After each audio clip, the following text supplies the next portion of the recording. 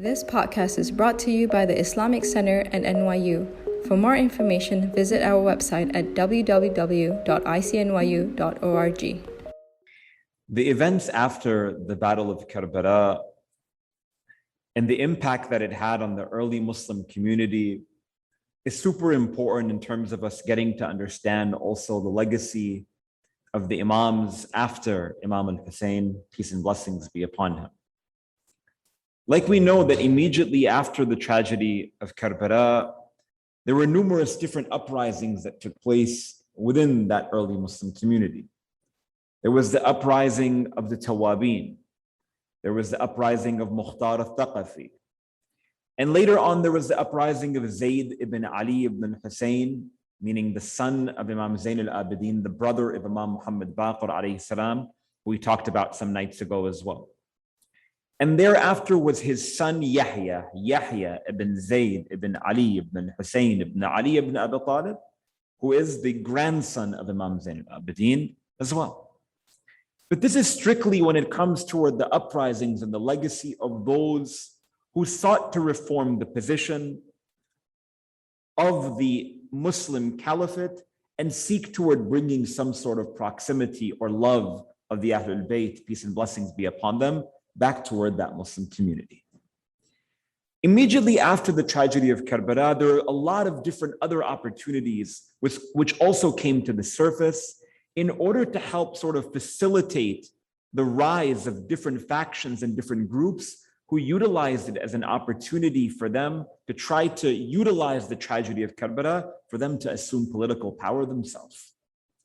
For instance, you'll come and you'll see that many different groups within the holy city of Medina, as well as in Mecca, many of those who sought to attain power and utilize or politicize the events of Karbala, they sought toward changing or reforming or revolting against Banu Umayyah in Damascus in order to state that we actually should be in charge of the Muslim world.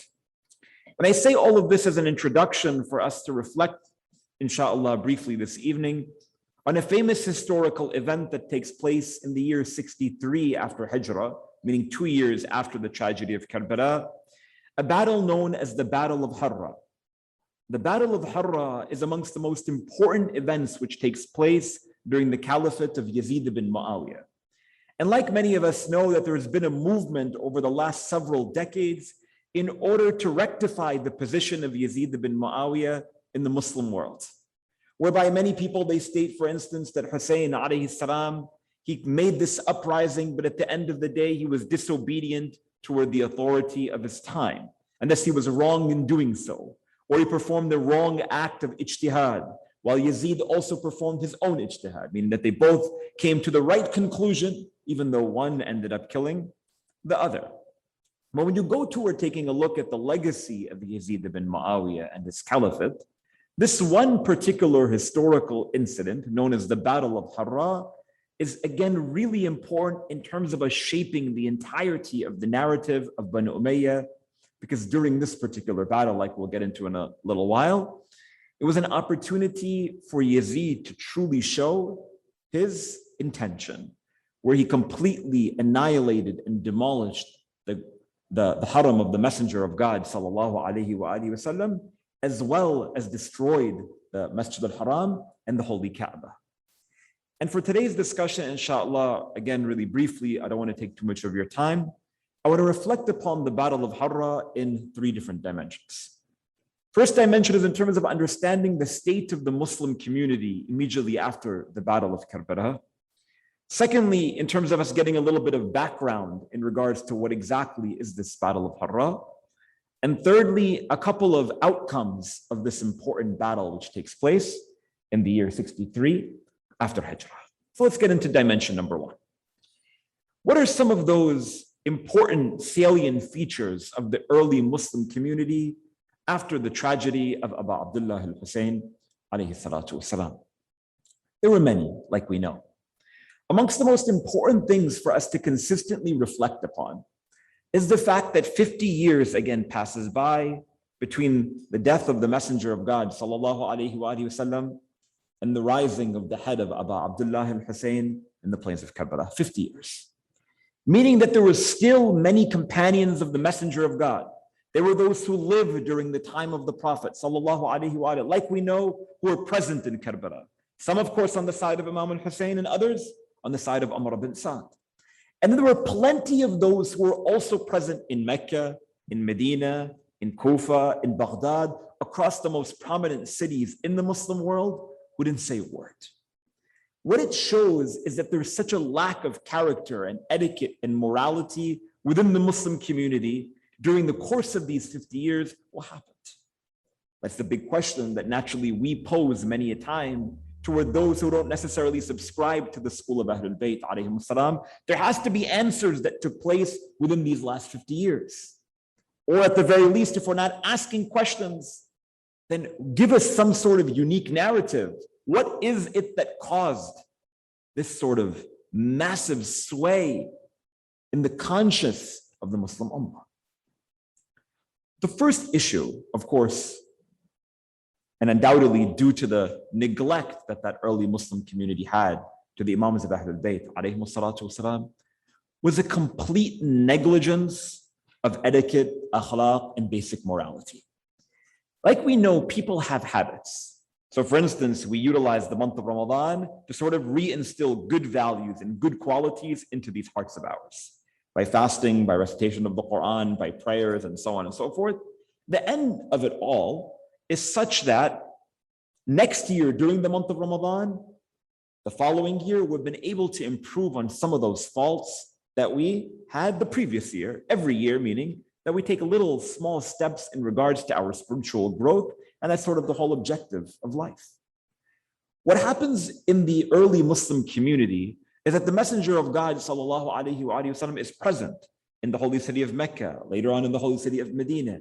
He revives their etiquette. He teaches them value. He brings them out of darkness into light, out of ignorance into knowledge. هو الذي بعث في الأميين رسولا منهم يتلو عليهم آياته ويزكيهم ويعلمهم الكتاب والحكمة. He does all of the things that he has to do in order to revive this community. But the minute that he passes away, everyone reverts back toward their old character. The minute that the month of Ramadan ends, you're supposed to be better on the day of Eid than you are on the last day of Sha'ban. For myself, on the day of Eid, I revert back to everything that I was before the month of Rajab, because usually we utilize the month of Rajab and Sha'ban to prepare for the month of Ramadan, and thereafter everyone forgets. For instance, we spend these days in the remembrance of Imam al-Hussein alayhi salam 10, 12 days, and then we're like, all right, Ashura is finished, let's move on with our life. It's normal, again, but it's really, really important, again, to check ourselves. What happens to that early Muslim community, again, is a failure to check themselves, so to say. This is number one. A second important salient feature of that early Muslim community is that Banu Umayyah, these guys, Muawiyah specifically, is someone who is really intelligent. Not intelligent in terms of the one who's been able to receive revelation in the way that the Prophet and Ahlul Bayt have, but he is an individual who is awfully sly.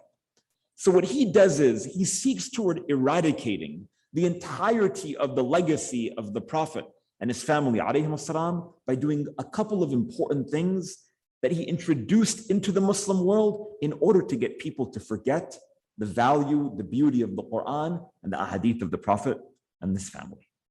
And amongst that was to spend a lot of money in order to create, in his lens, in order to create institutions of knowledge whereby he would bring Greek and Roman philosophy, Greek and Roman scholars toward the Arab world in order to have their ideologies perpetuate through the Muslim world.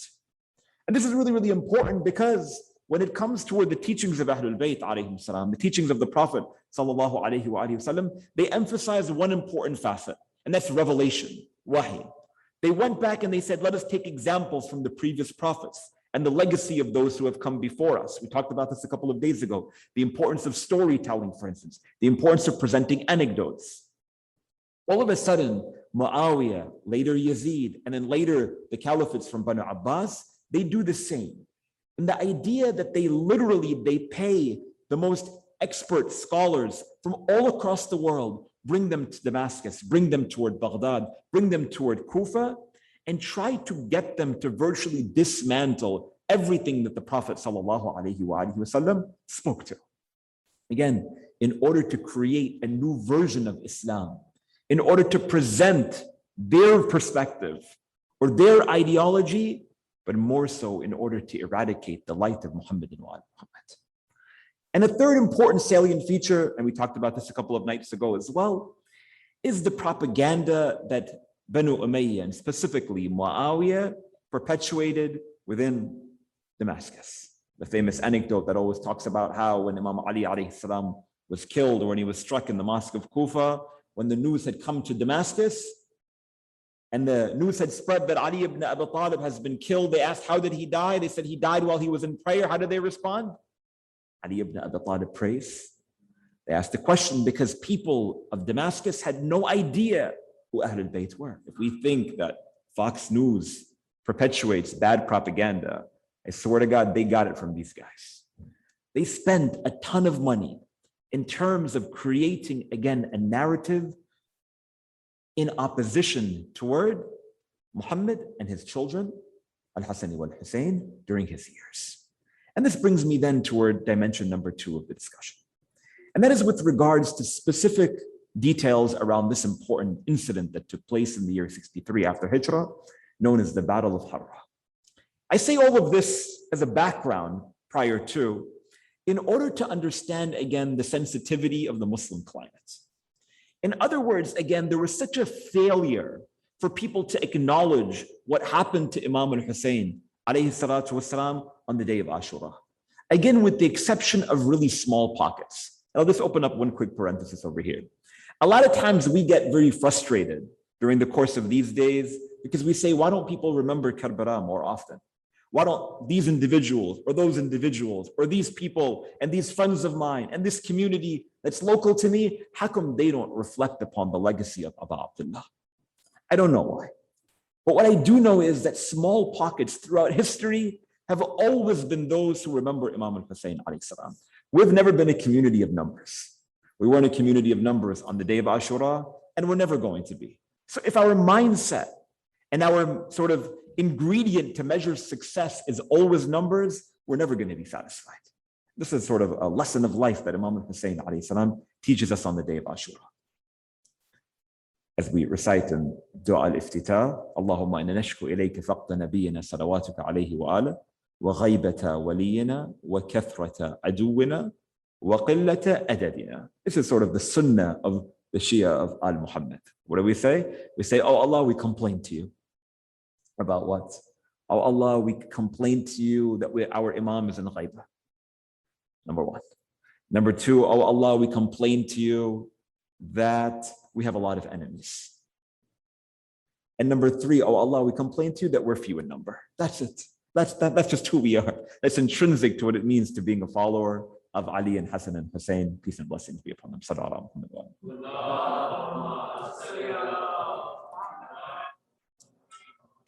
Anyhow, moving on to the Battle of Harrah. Again, the Battle of Harrah is an incident that takes place in the year 63 after Hijrah. Harrah is a location that's known in the outskirts of the holy city of Medina, which was known for very limited vegetation. In fact, Harrah comes from the root word har, which means hot. And Harrah is a location in a desert where there's absolutely limited vegetation. And the reason why this particular battle is known as the Battle of Harrah is because Yazid ibn Muawiyah sends his army from Damascus toward this particular location on the outskirts of the city of Medina prior to engaging in this war. So what's the background and what's the detail and what is this battle all about in the first place? 2 years after the Battle of Karbala, there's a group of individuals, prominent figures from the holy city of Medina, who gather together amongst themselves and they say, we've had enough with Yazid. This man is an insult to the Prophet of God. He's an insult to the Quran, and he's an insult to every single one of us. We're fed up with him and we need to wage some sort of revolution against this man. So Yazid hears from his governor, a man by the name of Uthman ibn Muhammad ibn Abu Sufyan. Let's go through this man's name for a second. If he's the grandson of Abu Sufyan, then how is he related to Yazid? This is his cousin. They have two different fathers. Fathers are brothers. Muawiyah has a brother, a man by the name of Muhammad. This man has a son by the name of Uthman. So it's Yazid's first cousin, who he has now appointed as the governor of Medina during this time. Governor of Medina, Yazid's cousin, he writes a letter to him. He says that this group of people in Medina who are causing commotion, they're saying that they're sick and tired of you and that they're ready to seek some sort of revolution against you. So Yazid sends them a letter and he says, send them on an, all expense paid trip to Damascus, business class in our language, to come and visit me. So these guys, they all get on their lavish horses and donkeys and they go from Medina to Damascus. Yazid, he sits with them and he invites them to his home and he feeds them really well and he gives them some gifts and he gives them a lot of money and so on and so forth, thinking that he's been able to buy them out. They all retreat back to the city of Medina, probably with their wealth, and they get back to the city of Medina and they begin to tell everyone within Medina how terrible Yazid was. So meaning that this bribery didn't work. So eventually what takes place is that they are loud in their opposition toward Yazid and they desire again to wage a battle. Yazid eventually sends in an army and eradicates all of them. But before we get into those details, a couple of important points. A lot of people ask, what exactly were the objectives? Why was it that they were so angry at Yazid? There's a couple of different opinions, and this is super important, really important in terms of us understanding the legacy of Imam Zayn al-Abidin alayhi salam as well. Motive number one for why this group of individuals within Medina wanted to wage a war against Yazid, as they claimed, was because Yazid was an alcoholic, because Yazid was a fornicator, because Yazid was someone who was completely distant from religion, from etiquette, from any sense of morality. So they said, we're done and we want to wage a war and kill him. Our question for these individuals in Medina, and for those who praise these folks who waged this battle against Yazid ibn Muawiyah, is where were you 2 years before? If Yazid was such a bad guy, wasn't it known before? In fact, Abdullah ibn Umar, he knew, the son of Umar ibn al-Khattab. We know that Abdullah ibn Zubair knew, the son of Zubair ibn Awam, because these are all individuals who Yazid also tried to kill. And news obviously spreads. This is Hussain ibn Ali, the city of Medina is his city. Whose city is it? The city of his grandfather. Where were they 2 years before in the Battle of Karbala? How come no one raised a voice? So it's not satisfactory for any one of us to accept the fact that all of a sudden 2 years after Karbala, if it was a day after Karbala, you want to wage a war against Yazid, I can understand that your motive is on the basis of religion, on the basis of how insulting Yazid is. He just killed the grandson of the Prophet. 2 years later, now all of a sudden you wake up and you say, oh man, I better wake up and do something. There has to be some sort of other motive. Number two, a second motive that's presented within sort of the literature and the books of history is the fact that Abdullah ibn Zubair, the son of Zubair ibn Awam, he was an individual who retreated from Medina to Mecca during the uprising of Imam Hussain alayhi salam. And as Yazid, he sends in some of his individuals in the year 61 after Hijrah, in the year 60 after Hijrah, prior toward the Battle of Ashura. Of course, he tries to eradicate as many prominent figures as he can. Abdullah ibn Zubair, he retreats to the city of Mecca. And some state that Abdullah ibn Zubair, he was the one who funded this particular group of individuals to seek toward waging a battle against Yazid, because at the end of the day, he wanted to assume power. And the third potential motive, so the first motive is religion, apparently. The second one is politics. And the third one is, of course, perhaps the most important one, and that is finances at the end of the day. Everyone's interested sort of in their own financial bank account. So there was this group of individuals, again, who again claimed that they were waging this battle against Yazid ibn Muawiyah on the basis of religion. But when you actually come down to it, when Yazid assumes power, again, he wasn't strategic like his father Muawiyah. So when Yazid assumes power, he writes a letter again to his cousin in Medina. And he says that my father and my family, Banu Umayyah, like we know they also come from Medina. He says, my family, they own some property. Every single bit of that property, I want a certain percentage of profits to be sent to me monthly or yearly. I want my stipend to come in from it. Now, it's been decades since they have actually claimed that land, this fertile land, farms, trees, so on and so forth. At this moment, decades later, Yazid says, I want to take this money and put it into my own pockets. All of a sudden, these group of individuals, they start becoming incredibly loud. Again, led by a man by the name of Abdullah ibn Hanbala. Abdullah ibn Hanbala was sort of the chief commander of this group of prominent figures from Medina. Eventually, what they do, they gather themselves together again, and they state that we want to remove Yazid from power. Yazid, he sends in his army, led by a man by the name of Muslim ibn Aqaba, to this location known as Harrah, on the outskirts of the city of Medina. He tells his cousin, he says, tell them that they have 3 chances. Invite them toward my obedience 3 times. And if they do not, we will come and we will eradicate every single one of them until they state that we are obedient to you, O Yazid, and we have enslaved ourselves and our women to you. That was his only condition, that he was going to surrender or going to let down if they did not put down their arms. 3 chances they had, they didn't accept it, so Yazid, he enters his army into the city of Medina and eradicates upwards of 10,000 individuals, according to some historical reports, but at the very least 4,000 deaths within the holy city of Medina. And that brings me then toward the third dimension of the discussion, with regards to the outcome of this particular battle, again known as the Battle of Harrah.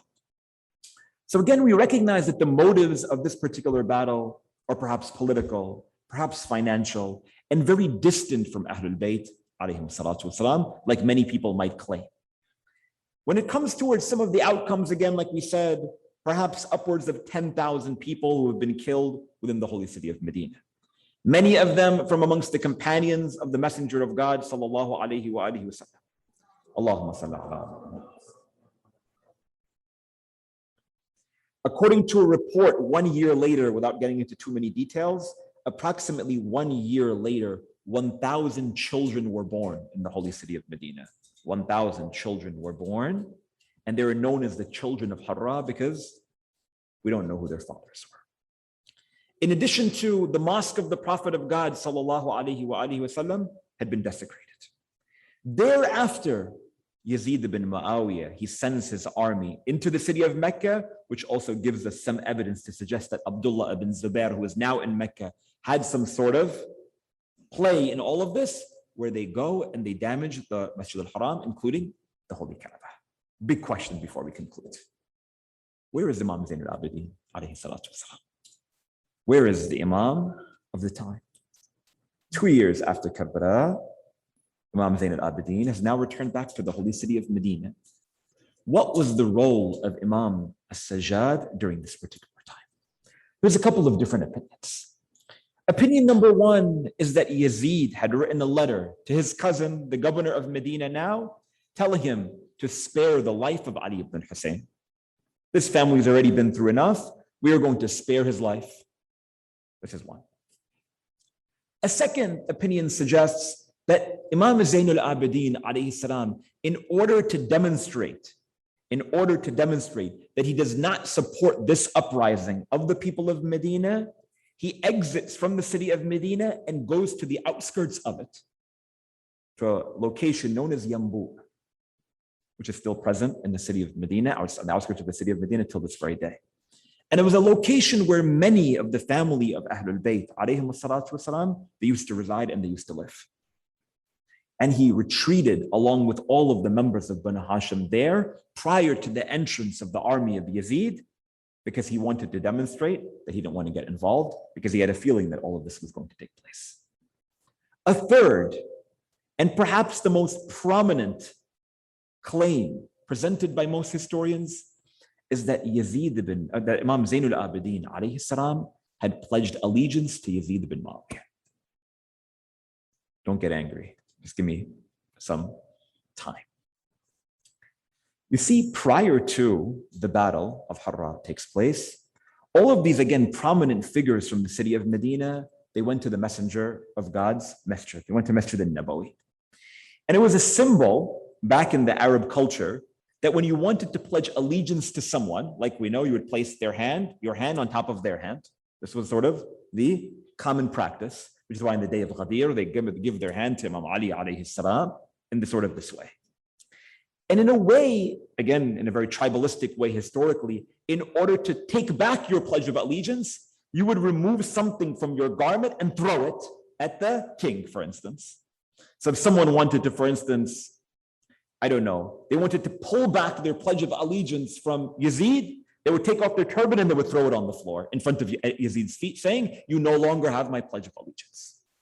Symbolically, prior to this battle, prior to Yazid entering his army into the city of Medina, all of the elite from the people of Medina, they go to the mosque of the Prophet, because who does Yazid assume to inherit his authority? He assumes to inherit the authority of the Messenger of God. He calls himself Khalifat al-Muslimin, Amir al-Mu'mineen, right?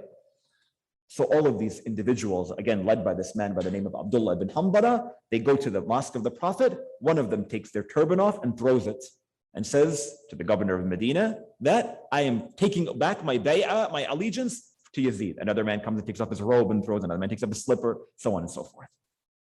Imam Zayn al-Abidin, along with many other companions, never took back their bay'ah that they gave to Yazid ibn Muawiyah. Question. Imam al-Hussain, like we just uttered a couple of days ago, he tells Walid ibn Utbah before he leaves Medina to go to Mecca, he says, Mithli la yubayi'u mithla, that a man like me will never pledge allegiance to a man like him. And Imam al-Hussain alayhi salam launches this uprising, Karbala, Ashura, sacrifice, martyrdom, everything that we just reflected upon for the last 11 days, for the last 10 nights. How could it be that Imam Ali as-Sajjad alayhi salam, he pledges allegiance to Yazid? First of all, when did it happen? It could have happened in Damascus when the Imam alayhi salam was present. It could have happened via a letter. I don't know. But all we know is that historians have honed in on this particular fact that Imam Zayn al-Abidin alayhi salam never took back his pledge of allegiance to Yazid ibn Muawiyah. Again, one really important point for me to throw out here, and I'll conclude, is that when it comes toward the Imams of Ahlul Bayt, peace and blessings be upon them, every single one of them, they play an important role and they understand the circumstances of their community better than any one of us. And I'm not even talking about the fact that we believe that these Imams of Ahlul Bayt, peace and blessings upon them, they have some sort of divine knowledge. Aside from that, of course we believe that. But just on a human level, the Imams of Ahlul Bayt were incredibly strategic. Imam al-Hussain alayhi salam performs this uprising because he knows that he's not going to be able to save the blood of anyone. He has to go and sacrifice himself before Yazid comes into Medina and into Mecca and into Kufa and into every part of the Muslim world and begins to shed the blood of thousands, if not hundreds of thousands. Imam Zayn al-Abidin alayhi salam, at this moment, he kept silent. And he retreats quietly, does not give back that pledge of allegiance for numerous reasons. Number one was to protect himself, because the imam of the time would have been killed. This is number one. Number two, to protect Banu Hashim. They've already been through so much. And perhaps, again, there was an important wisdom that the Imam alayhi salam knew. Number three, he was protecting so many of the people of Medina. How many people, of course, pledge allegiance to Imam Zayn al-Abidin alayhi salam? Of course, many of them did not. But many of them, of course, they recognize that this is a man who was from amongst the grandsons of the Messenger of God. This is the son of Hussein. Many of them, they went back and they repented. We talked about all of these other revolutions that take place, perhaps under the watchful eye of Imam Zayn al-Abidin, the Tawabin, the revolution of Mukhtar al-Thaqafi, the fact that his own son, Zayd ibn Ali, some decades later, also wages a war against Banu Umayyah. This is all, again, under the watchful eye of the Imam. He didn't feel that this particular revolution was something that he should get involved in himself. But then even more important than all of that, the Imam was able to have some pull with Banu Umayyah during this time. Someone says, how could it be? The Imam Salamullah alayhi was known to have the back virtually of many important, prominent individuals in the holy city of Medina in saving their blood as well. Who are some amongst those who the Imam ﷺ perhaps played a role in protecting their lives. Individuals like that of Jabir ibn Abdullah al-Ansari, this elderly man in the holy city of Medina. Again, Yazid came in with guns blazing, so to say, ready to kill anyone and everyone. But the Imam ﷺ says, leave these individuals alone, and my bay'ah is still there. Again, if we accept this particular narrative. Again, in summary and in conclusion, this particular event, the Battle of Harrah, demonstrates a couple of important points. Number one, again, the fallacy that Yazid ibn Muawiyah was any sort of legitimate ruler. Number two, it demonstrates the fact that many of those who wage revolutions in the name of religion, in reality, there was some sort of political ideology or some sort of financial incentive that they were seeking, and so distant again from the call of Imam al-Hussain alayhi salatu wasalam. And number three, what it teaches us is the role of the Imams of Ahlul Bayt, and them recognizing the station, the status, the socio-political circumstances in which they live in order to make the best possible impact that they can make during their lifetimes. And with this, when you go ahead and take a look at the life of Imam Zain al-Abidin, alayhi salatu wasalam, we talk about more than 30 years after the tragedy of Imam al-Hussain, alayhi salatu wasalam, and again, so many instances during the course of his life where he had to make sure that he was demonstrating, teaching, cultivating a community where he was able to bring them back toward that etiquette, bring them back toward that morality, bring them back toward the spirit of Islam and to growth. But one of those things that he never, ever forgot to do was to remind everyone of the tragedy of his father, Abu Abdullah al-Hussain, alayhi salatu wasalam. You all know the story. Imam al-Sajjad, alayhi salam, he would walk in the souk, he would walk in the marketplace. And every time he would cross by those butchers, he would say, "Oh butcher, did you give water toward that sheep?" And they would say, "Yes, O grandson of the Prophet of God." And he would say, "You give water to the sheep, but there was no water for my father, Abu Abdullah, on the 10th of Muharram." Even in the very last moment of the life of Imam Zain al-Abidin, alayhi salam, his family members, they come and they say, "Ibn Rasulullah, drink some water, O grandson of the Messenger of God." He says, "And how can I drink when my father Hussein died thirsty?" Which is why on this particular Eid, the night of the 12th of Muharram, we remember the children of Imam al-Hussein. We remember the women of Imam al-Hussein, led by Imam Zain al-Abidin alayhi salam, as they began to exit the city of Karbala. It is said that Ubaydullah ibn Ziyad had written to Umar ibn Sa'ad to make sure that when they leave the city of Karbala, that they don't leave without torturing them one final time. And it wasn't necessarily the tortures of the whips or the tortures of the spears, which was as painful as that which Zainab alayhi salam and the children had to witness with their eyes on the night or on the day of the 12th of Muharram. It is said that Umar ibn Sa'ad, he gathers together his army and he takes the women and he takes the children. And he tells them that in our way toward Kufa, make sure you take these women and you take these children and you walk them in between the bodies. Walk them in between the bodies of their loved ones. So it is said that this is that moment when these women and these children, they see their fathers, they see their uncles, they see their brothers, they see their own children as well scattered on the plains of Karbala, bodies that did not have any heads, bodies that were filled with arrows. This was the first time that Ramla saw the decapitated body of her son Qasim. And it was also the first time that Zain al-Abidin saw the body of his father, Abu Abdullah. It is said that during this moment, as Imam Zain al-Abidin, alayhi salam, his eyes first glance at the body of Imam al-Hussain.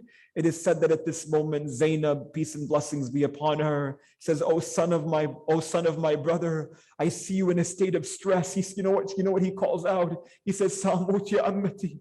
He says, "I'm afraid that I'm going to die at this moment." She says, "Why?" He says, "Because look at the body of my father, Abu Abdullah. I don't know what the body of Imam al-Hussain looked like. I don't know what the body of the Shahada looked like. But all I know is that their bodies were baking under the sun of Karbala for 2 days. Perhaps the color of the bodies had changed." Imam Zain al-Abidin is told by his aunt Zainab, "O son of the Messenger of God, remain patient because we have a long way ahead of us." At this moment, it is said that a man by the name of Zajr ibn Qais from the army of Amr ibn Sa'd, he takes a whip and he begins to strike the back of Zainab, and Imam Zain al-Abidin saying, "Do not talk, just look." We fast forward to the 13th of Muharram, when Imam Zain al-Abidin alayhi salam, he returns back toward Karbala in order to bury the bodies of all of his family members and all of his companions. Banu Asad, the tribe in Karbala, the tribe that lives within that particular region, they help the Imam alayhi salam gather together some of the bodies in order that the Imam alayhi salam is able to put them into graves, in order to at least give them a little bit of decency, offer them a little bit of respect. And it is said that at this moment, that one by one, they bring the bodies of all of the companions of Imam al-Hussain alayhi salam.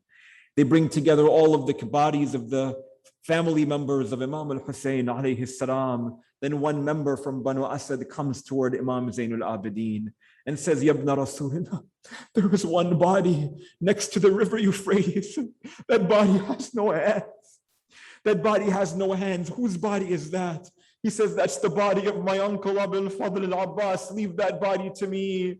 And they say, "Should we bring it closer toward the body of all of the others?" He says, "No, leave that one over there." Imam Zain al-Abidin alayhi salam, he goes and he buries the body of Abul Fadl al-Abbas alayhi salam. Then all of the members and all of the chiefs of Banu Asad, they come toward Imam Zain al-Abidin and they say, "Ya ibn Rasulullah, there is one more body remaining. We've gathered and we've identified every single one of them, but we haven't been able to identify the body of your father, Abu Abdullah." He says, "That's because the body of my father, Abu Abdullah, has been trampled into pieces. You see these pieces over here? Bring me a mat so I can gather the body of my father, Abu Abdullah." So one by one, Imam Zain al-Abidin, he picks up the severed arms and the chest of his father, Imam al-Hussain alayhi salam. He places it on top of a mat. They dig a grave, and then at this moment, Imam Zain al-Abidin, he tells Banu Asad, he says, "You leave me alone now." So it is said that he takes the body of Imam al-Hussain and he places it onto the ground. Then he takes the body of Ali and Asghar and he places it on the chest, that small body. He places it on the chest of Imam al-Hussain alayhi salam. And then Banu Asad, they realize that Imam Zain al-Abidin, he's taking a really long time. Perhaps he's wailing, perhaps he's grieving. We wonder if he's okay. So they enter into the grave, they look down and they see that Imam Zain al-Abidin is trying to kiss his father. They see that Imam Zain al-Abidin is trying to kiss his father farewell. But I ask you, oh my dear friends, in what state was the body of Imam al-Hussain alayhi salam? Banu Asad, they narrate that Imam was picking up the chest of Imam al-Hussain and trying to kiss the jugular vein of Abu Abdullah. They bury the body of the Imam alayhi salam. And then at this moment, Zain al-Abidin, he writes down a line on the grave of Abu Abdullah for everyone to know. He states, "Hada qabr Abi, Abu Abdullah al-Hussain, alayhi salam ibn Ali ibn Abi Talib, alladhi qutila at Shana." He writes on the grave of Imam al-Hussain that this is the grave of my father, Hussain ibn Ali ibn Abi Talib, who was killed there.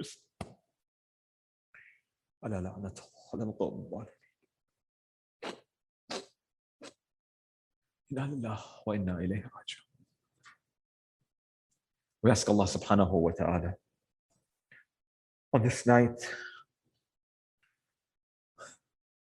with tears in our eyes, with grief in our hearts, to allow for us to be amongst those who are the zawar of Abu Abdullah al-Hussain alayhi salam in this life, and who receive the shafa'ah of Imam al-Hussain alayhi salam in the next life.